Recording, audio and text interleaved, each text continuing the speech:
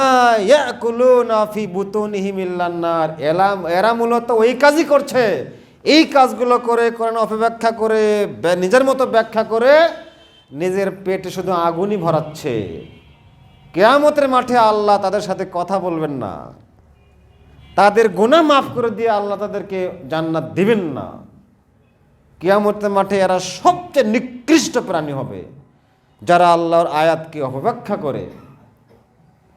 বলছিলাম শাবান মাসে আপনি কি করবেন? প্রথমত এই বেদাতগুলো পরিত্যাগ করতে হবে। সর্বপ্রথম আমাদের ভারত, বাংলাদেশ, পাকিস্তানে শাবান কেন্দ্রিক যত বেদাতগুলো আছে, এই অনুষ্ঠানে যাওয়া হারাম, অংশগ্রহণ করা হারাম।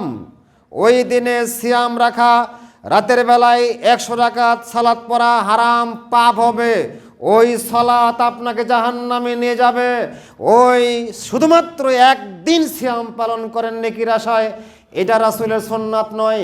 আয়েশা সিদ্দিকা রাদিয়াল্লাহু তাআলা আনহা বলেন, রাআইতু রাসূলুল্লাহ সাল্লাল্লাহু আলাইহি ওয়াসাল্লাম ইস্তাকমালা সিয়াম শাহরান ইল্লা রমাজান। আমি আল্লাহর নবীকে দেখেছি রমজান ছাড়া শাবান মাসে আল্লাহর নবী রমাজান মাস পুরো রমাজান সিয়াম পালন করেছেন, এবং আমি শাবান ছাড়া অন্য কোনো মাসে এত সিয়াম পালন করতে দেখিনি। আল্লাহর নবী শাবান মাসে এত সিয়াম পালন করতেন। আয়েশা সিদ্দিকা রাদিয়াল্লাহু তাআলা আনহা বলছেন, আমি আল্লাহর নবীকে শাবান মাস ছাড়া এত সিয়াম পালন করতে দেখিনি রমজান মাস ব্যতীত। সুতরাং শাবান মাসে আমাদের করণীয় সবচেয়ে বেশি হলো সিয়াম পালন করা, বেশি বেশি সিয়াম পালন করা। রাসূলুল্লাহ সাল্লাল্লাহু আলাইহি ওয়াসাল্লামকে জিজ্ঞাসা করা হলো, ইয়া রাসূলুল্লাহ, শাবান মাসে কি এমন গুরুত্বপূর্ণ ঘটনা আছে যে বেশি বেশি সিয়াম পালন করতে হবে? আল্লাহ রাসূল বলছেন, যালিকা শাহরুন, এটা এমন একটা গুরুত্বপূর্ণ মাস, বাইনা রজব ও রমাদান, রজব এবং রমাজানের মাঝখানে একটা শাবান মাস।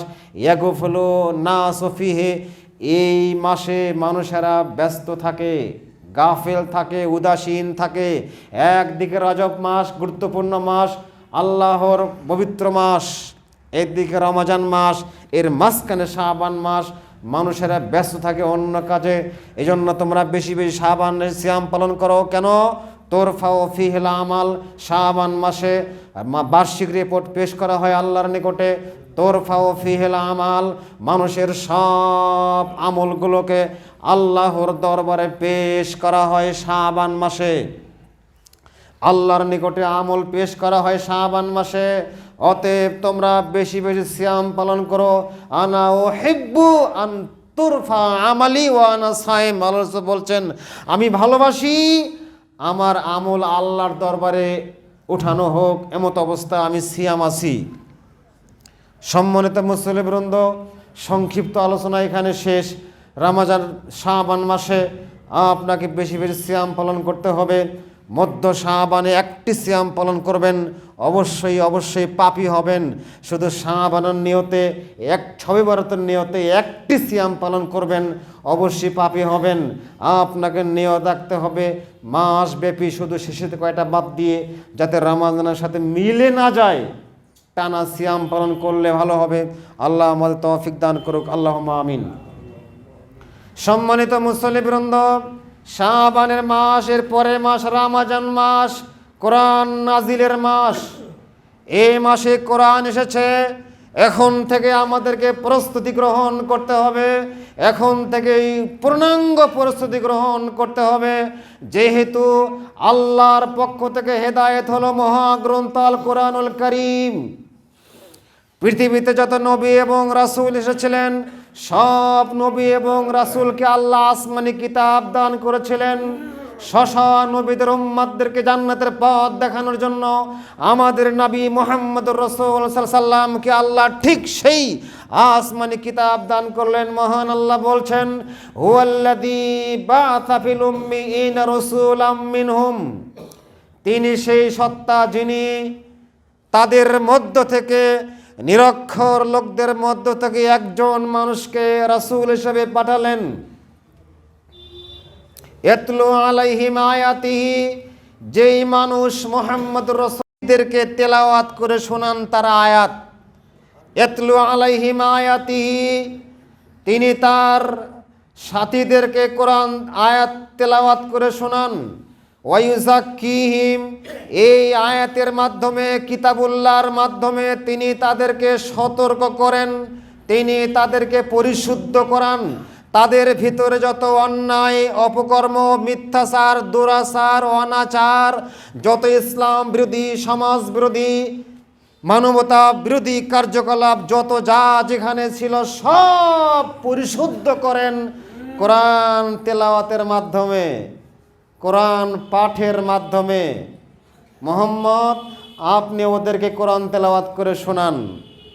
কোরআন তেলাওয়াত করে শোনালেই ওরা অন্যায় অপকর্ম দূর করবে। পরের বাক্যে মহান আল্লাহ বলছেন, ওয়া ইউআল্লিমুহুমুল কিতাবা ওয়াল হিকমা। মুহাম্মাদুর রাসূলুল্লাহ সাল্লাল্লাহু আলাইহি সাল্লামের আরেকটি কাজ হচ্ছে তিনি তাদেরকে কিতাবুল্লাহ শিখান এবং হিকমা শিখান। সমাজ সংস্কার করতে হলে তাহলে প্রথমত কিতাবুল্লাহর কাছে যেতে হবে। বাংলাদেশে যারা সমাজ সংস্কার করতে চাচ্ছে বর্তমানে, তাদের উচিত একমাত্র কর্তব্য হলো সব তন্ত্রমন্ত্র সব উৎখাত করে দিয়ে, সব মতবাদ, সব সংবিধান যা যেখানে আছে, আইন তৈরি করা আছে, সব লাথি মেরে ডাস্টবিনে নিক্ষেপ করে দিয়ে কোরআনের কাছে ফিরে আসতে হবে। কোরআনের মর্মমূলে ফিরে আসলেই দেশে সংশোধন হবে, সংস্কার হবে। কোরআন বাদ দিয়ে সংস্কারের কোনো পথ ঘাট নাই। কোরআনের কাছে চলে আসতে হবে। কোরআনকেই সংবিধান ঘোষণা করুন, তাহলে সব সংস্কার একেবারে হয়ে যাবে, আর কিছু করতে হবে না। কমিটি করে বোর্ড বসানোর কোনো প্রয়োজন নেই। ব্রাঞ্চ গঠন করে আলোচনা বিশ্লেষণ চিন্তাবিদ নিয়োগ দেওয়ার কোনো প্রয়োজন নেই। আসমানি বিধান মানুষ তৈরি হয়েছে, আসমানি ক্যাটালগ দিয়ে মানুষ তৈরি হয়েছে। অতএব আসমানি বিধান কিতাবুল্লাহ দিয়েই মানুষ শান্তিতে বসবাস করবে, এটাই ঠিক। আল্লাহ সুবহানাহু ওয়া তাআলা সূরা হাসর, সূরা আরাফ, সূরা বাকারা কয়েকটি আয়াতে আল্লাহ বলছেন, মহান আল্লাহ বলছেন, ওয়ালাকাদ মান্নাল্লাহু আলাল মুমিনিনা ইয বাআতা ফীহিম রাসূলাম মিনহুম। মহান আল্লাহ বলছেন, আল্লাহ সুবহানাহু ওয়া তাআলা মুমিনদের প্রতি অনুগ্রহ করেছেন। আল্লাহ সুবহানাহু ওয়া তাআলা মুমিনদের প্রতি অনেক অনেক অনেক অনুগ্রহ করেছেন, কি যে তাদের মধ্য থেকে একজন রাসূল প্রেরণ করেছেন। এটা বিশাল অনুগ্রহ আল্লাহর পক্ষ থেকে, যে আল্লাহ তাদের মধ্য থেকে একজন রাসূল প্রেরণ করেছেন। ওয়ায়াতলু আলাইহিম, যেই রাসূলের কাজ হচ্ছে আল্লাহর পক্ষ থেকে আসা কিতাবুল্লাহ তাদেরকে তেলাওয়াত করে শোনান। ওয়ায়ুযাক্কিহিম, ওই কিতাবুল্লাহর মাধ্যমে মানুষকে পরিশুদ্ধ করান। যার ভিতরে যা পাপ, অন্যায়, অপকর্ম আছে সেগুলো সব দূর করান। কিসের মাধ্যমে? কিতাবুল্লাহর মাধ্যমে। ওয়ায়ুআল্লিমুহুমুল কিতাবা ওয়াল হিকমা, যে রাসূলের বৈশিষ্ট্য হচ্ছে তিনি মানুষকে কোরআন শিখান। কোরআন পড়ান না, শিখান। রিডিং পড়ার নাম কোরআন নয়, রিডিং তেলাওয়াত করার নাম কোরআন তেলাওয়াত নয়। কোরআন বোঝার নাম কোরআন তেলাওয়াত করা, কোরআন বোঝার নাম কোরআন তেলাওয়াত করা। সূরা বাকারা খুলুন, মহান আল্লাহ সুবহানাহু ওয়া তাআলা বলেন, ওয়াল্লাযীনা আতাইনাহুমুল কিতাবা, আমি আল্লাহ তাদেরকে যে কিতাব দান করেছি, ইয়াতলুনা হাক্কা তিলাওয়াতি, তারা এই কিতাবুল্লাহকে তেলাওয়াত করে। হাক্কা তিলাওয়াতিহি, তেলাওয়াতের যত হক আছে এই হকগুলো আদায় করে যারা কোরআন তেলাওয়াত করে, উলাইকা ইউমিনুনা বি, তারাই মূলত কোরআনকে বিশ্বাস করে। আমি যদি সূত্রাপুর আহলে হাদিস জামে মসজিদের মুসল্লিকে জিজ্ঞাসা করি, আমি যদি সারা পৃথিবীর সকল মুসলমানদেরকে জিজ্ঞাসা করি, আপনারা কি কোরআনকে বিশ্বাস করেন? যে জীবনেও কখনো মসজিদে আসেনি, নামাজ কালাম কিছুই পড়ে না, সেও বলবে আমি কোরআন বিশ্বাস করি। যে জীবনে কখনো মসজিদে আসেনি, দাবিদার মুসলিম, দাবিতে মুসলমান, কাজে জিরো, এরকম লোককে জিজ্ঞাসা করেন, ভাই কোরআনকে বিশ্বাস করেন? হ্যাঁ বিশ্বাস করি না, মানে বিশ্বাস করি। যদি ইন্ডিয়াতে কেউ কোরআনের বিরুদ্ধে কথা বলে, ওই বেনামাজি মুসলমান ঝাঁপ দিয়ে তার টুটি ধরবে, কলার ধরবে, এই কোরআনের বিরুদ্ধে কথা বলো মানে? তার মানে বোঝা যাচ্ছে সে কোরআনকে বিশ্বাস করে। এতটুকু বিশ্বাসে কি জান্নাত পাবে? বিশ্বাস করতে হলে কি করতে হবে? এই আয়াত মুখস্থ করে বাসায় যে ওয়াল্লাযীনা আতাইনাহুমুল কিতাবা হাক্কা তিলাওয়াতিহি ওয়াল্লাযীনা আতাইনাহুমুল কিতাব, যাদেরকে আমি আল্লাহ কিতাব দান করেছি।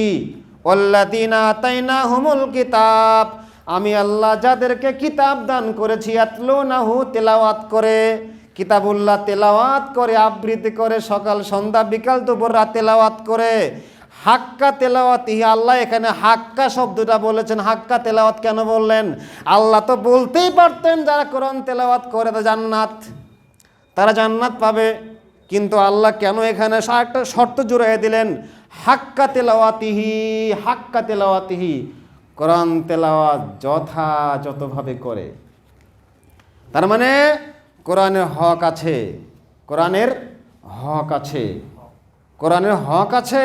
এই হক সহ যারা তেলাওয়াত করবে, কোরআনের হক কার ওপরে আছে?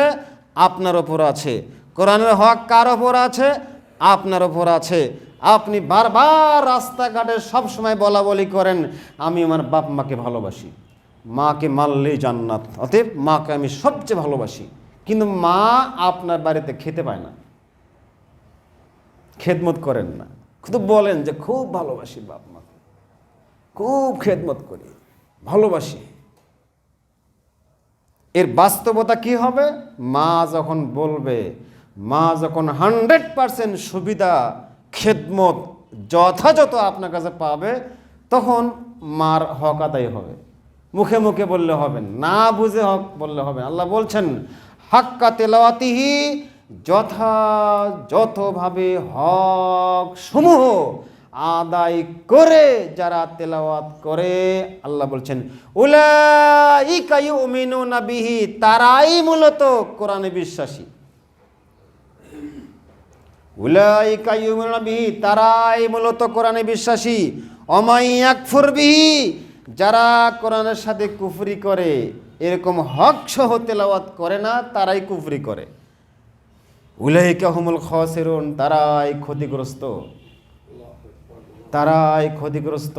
মহান আল্লাহ বলছেন সূরা ফাতির খুলুন, আয়াত 29, ইন্নাল্লাযীনা ইয়াতলুনা কিতাবাল্লাহ, নিশ্চয় যারা কিতাবুল্লাহ তেলাওয়াত করেছে, ওয়া আকামুস সালাহ, সালাত আদায় করেছে, ওয়ানফাকু মিম্মা রাযাকনাহুম, আমি যে রুজি এবং রুটি দান করেছে তা থেকে ব্যয় করেছে, ইয়ারজুনা তিজারাতাল লান তাবুরা, তারা এমন একটি বাণিজ্যিক কার্যক্রম পরিচালনা করলো যেই ব্যবসায়ে কখনো লস নাই। এত আল্লাহ বলছেন যারা তেলাওয়াত করে, তারে সালাতের আগে কোরআন তেলাওয়াত ফরজ। সালাতের আগে কি ফরজ? কোরআন তেলাওয়াত ফরজ।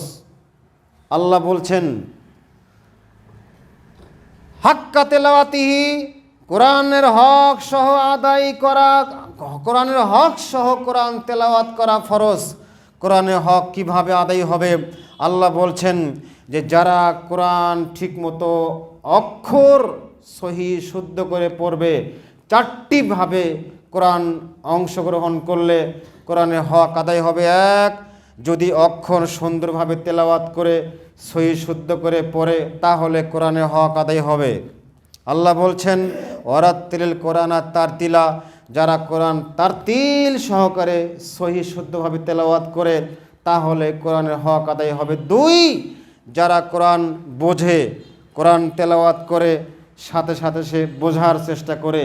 আল্লাহ বলছেন, কুল হাল ইয়াস্তাবিল্লাযীনা ইয়ালামুনা ওয়াল্লাযীনা লা ইয়ালামুন, হে মুহাম্মদ সাল্লাল্লাহু আলাইহি ওয়াসাল্লাম আপনি বলুন, যারা জানে আর যারা জানে না তারা কি সমান? সূরা জুমার আয়াত 9। যারা জানে আর যারা জানে না তারা কি সমান? আল্লাহ বলছেন, যারা জানে আর যারা জানে না মুহাম্মদ ওদেরকে বলে দেন তারা কি সমান? জানে মানে যারা কোরআন বোঝে। জানে মানে কি? যারা কোরআন বোঝে তাদেরকে জানা মানুষ বলা হয়। যারা কোরআন জানে না, অর্থ বোঝে না, ওদেরকে কোরআন জানা মানুষ বলা যাবে না।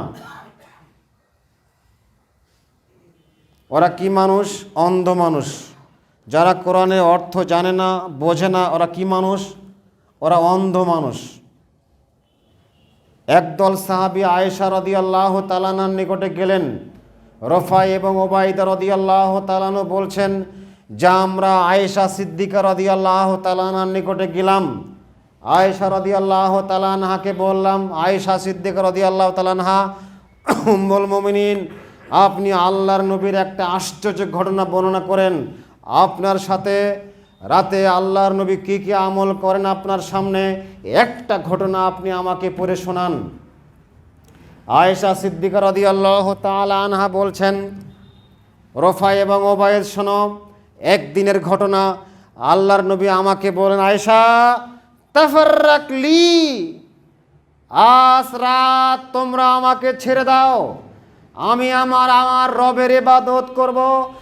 আজ রাত আমার রবের ইবাদতের জন্য তোমরা আমাকে ছেড়ে দাও। আয়েশা রাদিয়াল্লাহু তাআলা আনহা বলছেন, আল্লাহর নবী বলেন কি, আমি আল্লাহ আপনার সন্তুষ্টি কামনা করি। আপনি যেই কাজ করলে আপনি সন্তুষ্ট হবেন ওটা আমিও পছন্দ করি, ঠিক আছে আপনাকে ছেড়ে দিলাম।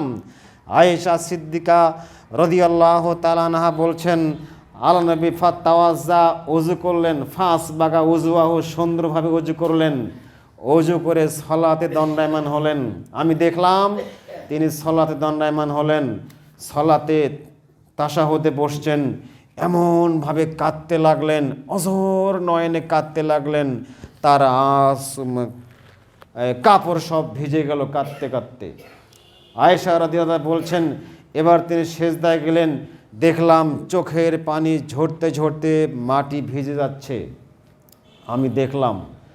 বেলাল বিন রাবাহ রাদিয়াল্লাহু তাআলা আনহু বলছেন, ইয়া রাসূলুল্লাহ ফজর হয়ে গিয়েছে, ফজরের সময় হয়ে গিয়েছে। বেলাল রাদিয়াল্লাহু তাআলা আনহু ডাকলেন, ফজরে গেলেন। তখন রাসূল সাল্লাম বেলাল রাদিয়াল্লাহুকে বলছেন, বেলাল শোনো, ওয়াইলুল লিল্লাযিনা, ওই সমস্ত লোকদের জন্য দুঃসংবাদ, ওই সমস্ত লোকদের জন্য দুঃসংবাদ। বেলাল শোনো, ওই সমস্ত লোকদের জন্য দুঃসংবাদ যারা কোরআন উপলব্ধি করে না, যারা কোরআন নিয়ে গবেষণা করে না, যারা কোরআন বোঝার চেষ্টা করে না, ওদের জন্য দুর্ভোগ। বেলাল শোনো, যারা কোরআন বোঝার চেষ্টা করে না, যারা কোরআন বোঝার চেষ্টা করে না, ওদের জন্য দুর্ভোগ। বেলাল শোনো, যারা কোরআন বোঝার চেষ্টা করে না, উপলব্ধি করে না, ওদের জন্য দুর্ভোগ। 3 বার আল্লাহ রাসূল কথা বললেন। বেলাল শোনো, আজ রাতে আমার নিকটে গুরুত্বপূর্ণ কয়েকটি আয়াত অবতীর্ণ হয়েছে। বেলাল শোনো, আজ রাতে আমার নিকটে আল্লাহ গুরুত্বপূর্ণ কয়েকটি আয়াত অবতীর্ণ করেছেন। ইন্না ফি ইখতিলাফিল লাইলি ওয়ান নাহার, ফি ইখতিলাফিল লাইলি ওয়ান নাহার, দিন এবং রাত্রি পরিবর্তনের মধ্যে আল্লাহর হিকমত রয়েছে, আল্লাহ নিদর্শন রয়েছে। আসমান জমিনের সৃষ্টির মধ্যে ইন্না ফি খালকিস সামাওয়াতি ওয়াল আরদ ওয়া ইখতিলাফিল লাইলি ওয়ান নাহার ইন্নামা ইয়াতাযাক্কারু উলুল আলবাব, যারা জ্ঞানীগুণী মানুষ তারাই তো আল্লাহর সৃষ্টি নিয়ে চিন্তা ভাবনা করে, গবেষণা করে। কোরআন বোঝা আপনার জন্য অত্যন্ত জরুরি। কোরআনের হক তখনই আদায় হবে যখন আপনি অর্থসহ বুঝবেন, নিজে বুঝবেন, অপরকে বোঝানোর চেষ্টা করবেন সাধ্যমতো।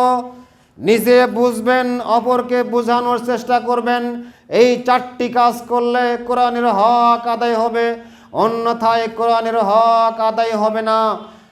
আল্লাহ সুবহানাহু ওয়া তাআলা মহাগ্রন্থ আল কোরআনুল কারিমে যত জায়গায় কোরআন এর পড়ার গুরুত্ব সহকারে আয়াত বলেছেন, সব আয়াতের সামনে রেখে আপনি যদি বারংবার কোরআন তেলাওয়াত করেন, হক আদায় হবে না। কেন হবে না? কোরআনের একটি নাম হচ্ছে নূর। কোরআনের একটি নাম কি? নূর। যদি অর্থ না বোঝেন তাহলে আপনার মধ্যে নূর কি জ্বলবে? নূর জ্বলবে?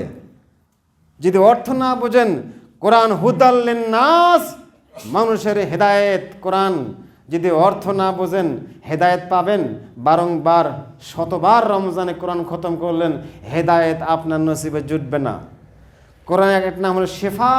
যতই বার পড়েন না কেন, যদি আপনি কোরআন না বোঝেন, সূরা ইখলাসের অর্থ না বোঝেন, সূরা ফাতিহার অর্থ না বোঝেন, কশ্চিন কালেও সূরা ফাতিহা আপনার জন্য শেফা হবে না, রোগ মুক্তির একমাত্র সহায়ক হবে না, যদি কোরআন অর্থ, সূরা ফাতিহার অর্থ না বোঝেন। যারা কোরআনের অর্থ বুঝেছে তারাই কোরআনের স্বাদ পেয়েছে, মজা পেয়েছে। আব্দুল্লাহ বিন মাসউদ রাদিয়াল্লাহু তাআলা আনহু বলেন, রাসূল সাল্লাল্লাহু আলাইহি সাল্লাম একদিন আমাকে বললেন, আব্দুল্লাহ বিন মাসউদ, ইকরা আলাইয়াল কোরআন, তুমি আমাকে একটু কোরআন পড়ে শোনাও। আব্দুল্লাহ বিন মাসউদ, তুমি আমাকে একটু কোরআন তেলাওয়াত করে শোনাও না কেন? তখন আব্দুল্লাহ মাসউদ বলছেন, আল্লাহ রাসূল, আকরাউ আলাইকা, আমি আপনাকে কোরআন তেলাওয়াত করে শোনাবো? কেমন কথা বললেন? ও আলাইকা উনজিলা, আপনার ওপরেই কোরআন নাজিল হয়, আপনার ওপরেই কোরআন নাজিল হচ্ছে, আর আমি আপনাকে কোরআন তেলাওয়াত করে শোনাবো, এটা কেমন কথা হলো? তখন রাসূলুল্লাহ সাল্লাল্লাহু আলাইহি ওয়াসাল্লাম বলছেন, আব্দুল্লাহ বিন মাসউদ, শোনো, ইন্নী উহিব্বু আন আসমাউ মিন গায়রি, আমি ভালোবাসি আমাকে কেউ কোরআন তেলাওয়াত করে শোনাক, এটা আমি খুব পছন্দ করি, তুমি তেলাওয়াত করে একটু শোনাও। তখন আব্দুল্লাহ বিন মাসউদ রাদিয়াল্লাহু কোরআন তেলাওয়াত করে শোনালেন। আনাস বিন মালিক রাদিয়াল্লাহু তাআলা আনহু বলেন, রাসূলুল্লাহ সাল্লাল্লাহু আলাইহি ওয়াসাল্লাম বলেছেন, ইন্নাল্লাহ আযজা ওয়া জাল্লা আমারানি, আল্লাহ সুবহানাহু ওয়া তাআলা আমাকে আদেশ করেছেন। আনাস বিন মালিক রাদিয়াল্লাহু তাআলা আনহু বলছেন যে আল্লাহ আমাকে আদেশ করেছেন। কি আদেশ করেছেন? যে আন আকরাও আলা উবাই ইবনে কাব, আমি যেন উবাই ইবনে কাবকে একটু কোরআন তেলাওয়াত করে শোনাই। আল্লাহ আদেশ দিয়েছেন আমি যেন উবাই ইবনে কাবকে একটু কোরআন তেলাওয়াত করে শোনাই। আমি যখন, আল্লাহ রাসূল বলছেন, আমি উবাই ইবনে কাবকে ডাকলাম, উবাই ইবনে কাব শোনো, আমারানি, আল্লাহ আমাকে আদেশ দিয়েছেন যে আমি যেন তোমাকে শোনাই লাম ইয়াকুনিল্লাযীনা কাফারু, সূরা বাইয়িনা, লাম ইয়াকুনিল্লাযীনা কাফারু। উবাই ইবনে কাব শোনো, আল্লাহ আমাকে আদেশ দিয়েছেন। কি আদেশ? যে আমি যেন তোমাকে সূরা বাইয়িনা, লাম ইয়াকুনিল্লাযীনা কাফারু, এই সূরাটা তোমাকে যেন শোনাই, আল্লাহ আদেশ দিয়েছেন। তখন উবাই ইবনে কাব রাদিয়াল্লাহু আনহু বলেছেন, আল্লাহর নবী, সাম্মানি আল্লাহ, আল্লাহ কি আমার নাম ধরেছেন? আল্লাহ কি আমার নাম ধরে বলেছেন আপনাকে? তখন আল্লাহ বলছেন, হ্যাঁ নাম, হ্যাঁ, আল্লাহ তোমার নাম ধরে আমাকে বলেছেন যে মুহাম্মদ, তুমি উবাই ইবনে কাবকে সূরা বাইয়িনা পড়ে শোনাও। সুবহানাল্লাহ। ফাবাকা উবাই ইবনে কাব, উবাই ইবনে কাব কাঁদতে লাগলেন, কাঁদতে শুরু করে দিলেন। কিসের ভয়ে কাঁদলেন? আল্লাহর ভয়ে কাঁদলেন। সম্মানিত উপস্থিতি, মুহাম্মদুর রাসূলুল্লাহ সাল্লাল্লাহু আলাইহি ওয়াসাল্লাম, সাহাবে কেরাম কোরআনের মর্ম বুঝতেন। কোরআন না বুঝলে কশিন কালো কোরআন আপনাকে হেদায়েত দেবে না। কোরআন না বুঝলে কশিন কালো কোরআন মানুষের পরিবর্তন নিয়ে আসবে না। এজন্য কোরআন শিক্ষা অত কঠিন এবং জটিল নয়। মহাগ্রন্থ আল কোরআন কারিমে মহান আল্লাহ বলছেন, ওয়ালাকাদ ইয়াসসারনাল কুরআনা লিযিকরি ফাহাল মিন মুদ্দাকির। একই আয়াত আল্লাহ সূরা কমরের 4 জায়গায় বলেছেন। আল্লাহ বলছেন লাকাদ ইয়াসসারনাল কুরআনা লিযিকরি ফাহাল মিন মুদ্দাকির, লাকাদ ইয়াসসারনা কুরআনা লিযিকরি ফাহাল মিন মুদ্দাকির। একই আয়াত আল্লাহ সূরা কমরের 4 জায়গায় বলেছেন। সূরা কমর খুলুন, আয়াত 17, সূরা কমর আয়াত 22, সূরা কমর আয়াত 32, সূরা কমর আয়াত 40। 4টি আয়াতে আল্লাহ একই কথা বারবার বলছেন যে আমি আল্লাহ কোরআনকে সহজ করে দিয়েছি। আছে কি কেউ কোরআনটা একটু বোঝার? আছে কি কেউ কোরআনটা একটু জানার? কেউ আছে? আমি কোরআন সহজ করে দিয়েছি তোমাদের জন্য।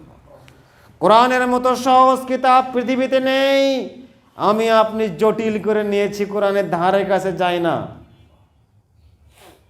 মহান আল্লাহ সুবহানাহু ওয়া তাআলা বারবার এই আয়াতগুলো বলছেন, আফালা ইয়াতাফাক্কারুন, তারা কি একটু কোরআন নিয়ে একটু গবেষণা করে না কেন? আম আলা কুলুবিহিম আকফাল, না তাদের অন্তরে মোহর পড়ে গেছে, নাকি তাদের অন্তরে মোহর লাগিয়ে দেওয়া হয়েছে?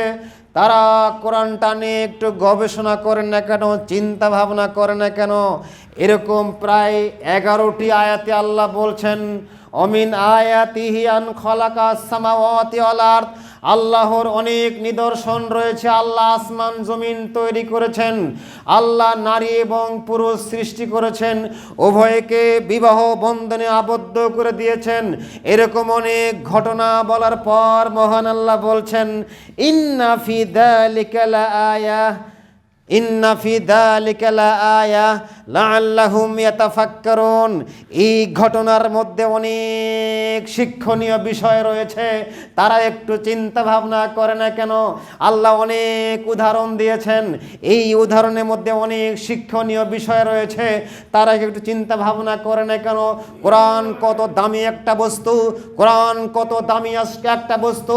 মহান আল্লাহ বলছেন, লাও আনজালনা হাদাল কুরআন আলা জাবালিন লারাইতাহু খাশিআম মুতাসাদ্দিআন মিন খাশিয়াতিল্লাহ।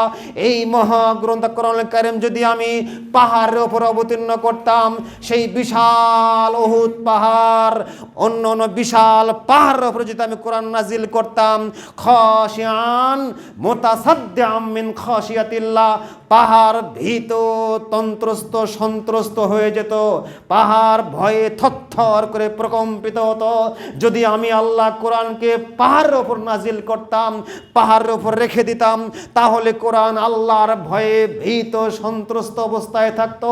মুতাসাদ্দিআম মিন খাশিয়াতিল্লাহ, যদি আমি কোরআন পাহাড়ের ওপর নাজিল করতাম, তাহলে মহাগ্রন্থ আল কোরআন, এই পাহাড় আল্লাহর ভয়ে ফেটে ভেঙ্গে চৌচির হয়ে যেত, পাহাড় ভেঙ্গে ধূলিসাৎ হয়ে যেত, যদি কোরআন আমি পাহাড়ের উপরে অবতীর্ণ করতাম। এই আয়াতের ব্যাখ্যায় মুহাদ্দিসিনে কেরাম বলছেন, ওই হাদিসটা নিয়ে আসছেন সহিহ বুখারী, একটি হাদিস আছে সহিহ বুখারীর ব্যাখ্যা গ্রন্থ ফতহুল বারী প্রথম খণ্ডে 34-35 পৃষ্ঠা হাদিসটা আসছে। আল্লাহ রাসূল মেম্বার তৈরি তো আগে হয়নি, কাঠের মেম্বার তো অনেক অনেক অনেক পরে হয়েছে। আল্লাহ রাসূল কাঠের একটা গুলের ওপরে বক্তব্য দিচ্ছিলেন, মেম্বার তৈরি হয়ে গেল, গোলটাকে সরে রাখা হলো, মেম্বার তৈরি হয়ে গেল, গোলটাকে সরে রাখা হলো। আল্লাহ রাসূল মেম্বারে দাঁড়িয়ে বক্তব্য দিচ্ছেন, মেম্বারে দাঁড়িয়ে বক্তব্য দিচ্ছেন, মেম্বারে দাঁড়িয়ে আল্লাহ রাসূল বক্তব্য দিচ্ছেন, জুমার খুতবা দিচ্ছেন। ওই পাশে কাঠের একটা গোল, ওখান থেকে শিশু বাচ্চার মতো কান্নার আওয়াজ আসছে। হাদিস তো সহিহ, কান্নার আওয়াজ আসছে, কাঠের গোল থেকে কান্নার আওয়াজ আসছে। তার মানে মুতাসাদ্দিআন মিন খাশিয়াতিল্লাহ, ওই কাঠ জড় পদার্থ, জড় বস্তু, কার ভয়ে কাঁদছে? আল্লাহর ভয়ে কাঁদছে। মুতাসাদ্দিআন মিন খাশিয়াতিল্লাহ, ওই কাঠ কার ভয়ে কাঁদছে? আল্লাহর ভয়ে কাঁদে। যখন কোরআন তেলাওয়াত হয়, যখন কোরআন তেলাওয়াত হয়, ওই সব কীট পতঙ্গ পোকামাকড় সবাই কোরআন তেলাওয়াত শোনে। আবু হুরায়রা রাদিয়াল্লাহু তাআলা আনহু বলেন, রাসূল সাল্লাল্লাহু আলাইহি সাল্লাম বলছেন, মাস্তামা কওমুন ফি বাইতিন মিন বুয়ুতিল্লাহ, কোন কওম কোন গোত্র যখন একত্রিত হয়ে আল্লাহর কিতাব তেলাওয়াত করে, ইয়াতলুনা কিতাব আল্লাহ, আল্লাহর কিতাব তেলাওয়াত করে, ওয়া ইয়াতাদারাসুনা বাইনাহুম, এবং কিতাবুল্লাহ নিয়ে সবাই পরস্পরের চর্চা করে গবেষণা করে সূরা ফাতিহায় আল্লাহ কি বলেছেন, সূরা ইখলাসে আল্লাহ কি বলেছেন, আয়াতুল কুরসির এত দাম পড়লে জান্নাত, এত দাম পড়লে জান্নাত, এত দাম পড়লে জান্নাত, কি আছে আয়াতুল কুরসিতে গবেষণা করে, সামনে নিয়ে পড়াশোনা করে আল্লাহ কি বলেছেন আয়াতুল কুরসিতে গবেষণা করে আল্লাহ রাসূল বলছেন ইল্লা নাযালাত আলাইহিমুস সাকিনা, আল্লাহর পক্ষ থেকে ওই দলের উপরে প্রশান্তি অবতীর্ণ হয়। ওয়া নাযালাত আলাইহিমুর রাহমা, আল্লাহর পক্ষ থেকে তাদের উপর অসংখ্য রহমত নাজিল হয়। ওয়া হাফাতহুমুল মালাইকা, আল্লাহর অসংখ্য অগণিত ফেরেশতা মণ্ডলী তাদেরকে বেষ্টন করে রাখে। অন্য বর্ণনায় আসছে অসংখ্য অগণিত ফেরেশতা মণ্ডলী এক দলের উপর আরেক দল, একজনের উপর আরেক দল, কাদের উপরে কাঁধ, কাদের উপরে কাঁধ আসমান ব্যাপী পর্যন্ত পৌঁছে যায়। তাদের নিরাপত্তার জন্য তারা একটা করে থাকে ফেরেশতা মণ্ডলী। আবু হুরায়রা রাদিয়াল্লাহু তাআলা আনহু বলছেন, রাসূল সাল্লাল্লাহু আলাইহি ওয়াসাল্লাম বলছেন, মান গাদা ইলাল মাসাজিদ, কেউ যদি মসজিদে সকাল সকালে যায়, কিছু শিক্ষা অর্জন করতে যায়, কোরআনের বিদ্যা অর্জন করতে যায়, কেউ যদি সকাল সকালে সূত্রাপুর মসজিদে বা যে কোনো সহিহ মানহাজের মসজিদে যায়, অন্য কোনো উদ্দেশ্য নয়, অন্য কোনো উদ্দেশ্য নয়, স্রেফ কোরআনের বিদ্যার জন্য, হাদিসের বিদ্যার জন্য, সহিহ মানহাজ শিক্ষার জন্য, আল্লাহ রাসূল বলছেন তার আমলনামায় একটা কবুল হজের নেকি দেওয়া হবে। নিয়োগ থাকতে হবে কি? কোরআনের ইলম, সুন্নাহর ইলম, ইলমের দাম কত, বিদ্যার দাম কত, কোরআনের বিদ্যার দাম কত। সম্মানিত উপস্থিতি, আল্লাহ সুবহানাহু ওয়া তাআলা মহাগ্রন্থ আল কোরআনুল কারীমে এই জন্যই বলেছেন, ইন্নাল্লাযীনা ইয়াতলুনা কিতাবাল্লাহ ওয়া আকামুস সালাহ ওয়া আনফাকু মিম্মা রাযাকনাহুম সিররাও ওয়া আলানিয়া ইয়ারজুনা তিজারাতান লান তাবুরা। পক্ষান্তরে যারা কোরআনের হক আদায় করে কোরআন তেলাওয়াত করবে না, বুঝবে না, বোঝার চেষ্টা করবে না এবং অন্যকে বোঝানোর চেষ্টা করবে না, যারা নিজে তেলাওয়াত শুদ্ধভাবে করবে না, বুঝবে না, বোঝার চেষ্টা করবে না, অন্যকে বোঝানোর চেষ্টা করবে না, এরকম হক আদায় যারা করবে না, কিয়ামতের মাঠে রাসূল সাল্লাল্লাহু আলাইহি ওয়াসাল্লাম তাদের জন্য সুপারিশ করবেন না, আল্লাহ তাদের জন্য সুপারিশ জান্নাত দেবেন না, কোরআন তাদের জন্য সুপারিশ করবে না। উমামা রাদিয়াল্লাহু তাআলা আনহু বলেন, রাসূল সাল্লাল্লাহু আলাইহি ওয়াসাল্লাম বলেছেন, ইকরাউল কোরআন, তোমরা বেশি বেশি কোরআন তেলাওয়াত করো, ফাইন্নাহু ইয়াতি ইয়াউমাল কিয়ামা শাফিআন লিআসহাবিহি, কোরআনের পাঠকদেরকে কোরআন কিয়ামতের মাঠে সুপারিশ করবে। কোরআন তখনই আপনার জন্য সুপারিশ করবে যখন আপনি কোরআনের হক ঠিকমতো আদায় করবেন। হক ঠিকমতো আদায় না করলে কোরআন সুপারিশ করবে না, বরং পাল্টা মামলা দায়ের করবে। যদি কোরআন সহিভাবে পড়তে না পারেন, অর্থ যদি না বোঝেন, যদি অর্থ না বোঝেন, অন্যকে না বোঝান, সাধ্যমতো কোরআন অনুযায়ী জীবনযাপন না করেন, কোরআন দিয়ে যদি জীবনযাপন না করেন, তাহলে কোরআন কিয়ামতের মাঠে আপনার বিপক্ষে মামলা দায়ের করবে। সূরা ফুরকান খুলুন, আয়াত 30, মহান আল্লাহ বলছেন, وقال الرسول يا ربي إن قوم اتخذوا هذا القرآن مهجورا। মুহাম্মদ সাল্লাল্লাহু আলাইহি সাল্লাম কিয়ামতের মাঠে আল্লাহর সামনে দাঁড়িয়ে যাবেন। আল্লাহর সামনে দাঁড়ানোর কার সাহস হবে হাসরের মাঠে? কেউ আল্লাহর সামনে দণ্ডায়মান হতে চাইবে না। আল্লাহর নবী আল্লাহর সামনে আসবেন, আল্লাহর সামনে এসে বলবেন, আল্লাহ ইয়া রব্বি ইন্না কওমি ইত্তাখাযু হাদাল কোরআন মাহজুরা। আমার উম্মতের এক শ্রেণীর লোক ছিল যারা কোরআনকে বর্জন করেছে, অর্থ বোঝেনি, সে অনুযায়ী জীবন পরিচালনা করেনি, কোরআনকে তার জীবন পরিচালনার, সমাজ পরিচালনার সংবিধান বানায়নি। কোরআনকে রাষ্ট্র পরিচালনার, সমাজ পরিচালনার এবং পরিবার পরিচালনার জন্য কোরআনকে সংবিধান হিসেবে গ্রহণ করেনি। আল্লাহ তাদের বিরুদ্ধে, আজ মুহাম্মদ সাল্লাম আমি তাদের বিরুদ্ধে মামলা দায়ের করলাম। আল্লাহর নবী যদি আপনার বিরুদ্ধে মামলা দায়ের করেন, বাঁচার কোনো পথঘাট আছে? অবশ্যই বাঁচার কোনো পথঘাট নাই, অবশ্যই বাঁচবার কোনো পথঘাট নাই। দুই, মামলা করবেন মহাগ্রন্থ আল কোরআন কারীম। কোরআন নিজেই আপনার বিরুদ্ধে মামলা করবে। কেন? আপনি কোরআন বুঝে পড়েননি, কোরআন বুঝে সেই অনুযায়ী আমল করেননি, সেই অনুযায়ী তাবলীগ করেননি। যারা কোরআন তাবলীগ করছেন, অপব্যাখ্যা করে তাবলীগ করছেন, মিথ্যাচার করে তাবলীগ করছে, কোরআন কিয়ামতের মাঠে তাদের বিরুদ্ধে মামলা দায়ের করবে। কোরআন তাদের বিরুদ্ধে আল্লাহর দরবারে কঠিন এবং জটিল মামলা দায়ের করবে। কিয়ামতের মাঠে কোরআন মানুষের ওই সমস্ত লোকদের জন্য মামলা করার কারণে তারা দৃষ্টিশক্তি হারিয়ে ফেলবে, তারা অন্ধ হয়ে উঠবে, তারা অন্ধ হয়ে উঠবে। মহান আল্লাহ বলছেন, মান আরাদা আন যিকরি ফাইন্না লাহু মাঈশাতান দনকান, মান আরাদা আন যিকরি ফাইন্না লাহু মাঈশাতান দনকান। সূরা তাহা আয়াত 24 থেকে কয়েকটি আয়াত। মান আরাদা আন যিকরি ফাইন্না লাহু মাঈশাতান দনকান। যারা মহাগ্রন্থ আল কোরআনুল কারীম সহি শুদ্ধভাবে তেলাওয়াত করা থেকে মুখ ফিরে নেবে, যারা কোরআন অনুযায়ী জীবন যাপন করা থেকে মুখ ফিরে নেবে, যারা কোরআন অনুযায়ী সমাজ পরিচালনা, ব্যক্তি পরিচালনা এবং রাষ্ট্র পরিচালনা থেকে মুখ ফিরে নেবে, আল্লাহ বলছেন ফাইন্না লাহু মাঈশাতান দনকান। তাদের জীবন হবে সংকীর্ণ, তাদের জীবন যাপন হবে সংকীর্ণ। কিয়ামতের মাঠে তাদের জীবন যাপন হবে সংকীর্ণ, দুনিয়াতেও তাদের জীবন যাপন হবে সংকীর্ণ। মহান আল্লাহ বলেন, ফালা ইয়াদিল্লু ওয়ালা ইয়াশকা, ফালা ইয়াদিল্লু ওয়ালা ইয়াশকা। দুনিয়াতে তারা প্রশান্তি পাবে না। যারা কোরআন বিমুখ জীবন যাপন করবেন, ফালা ইয়াদিল্লু, তারা দুনিয়াতে প্রশান্তি বলতে কোনো কাজ খুঁজে পাবে না।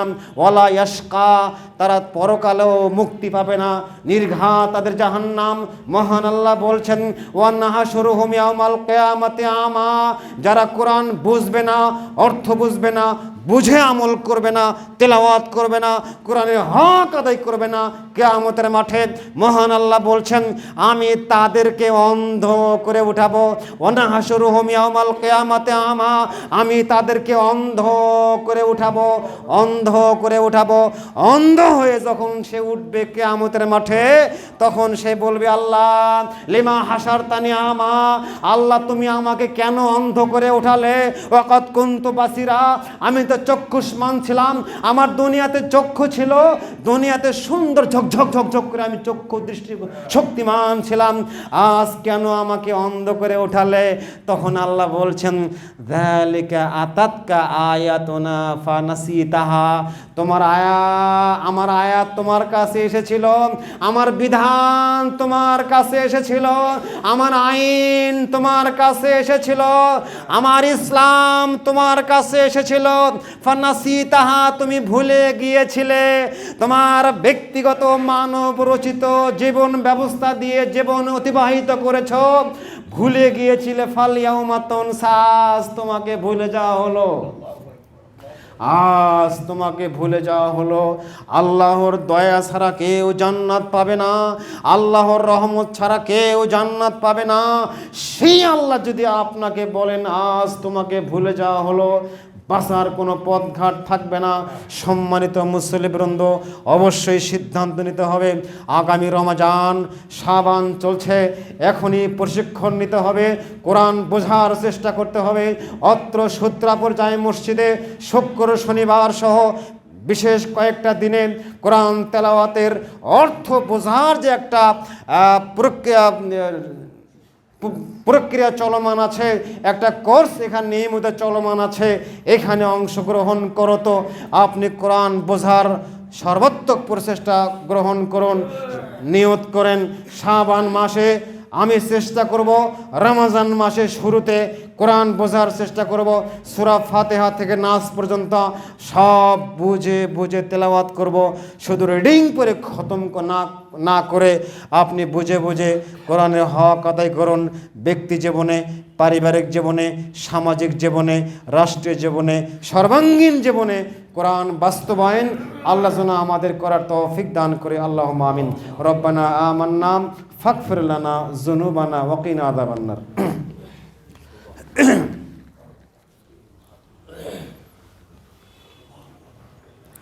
ইন্নাল হামদুলিল্লাহি ওয়াহদা ওয়াস সালাতু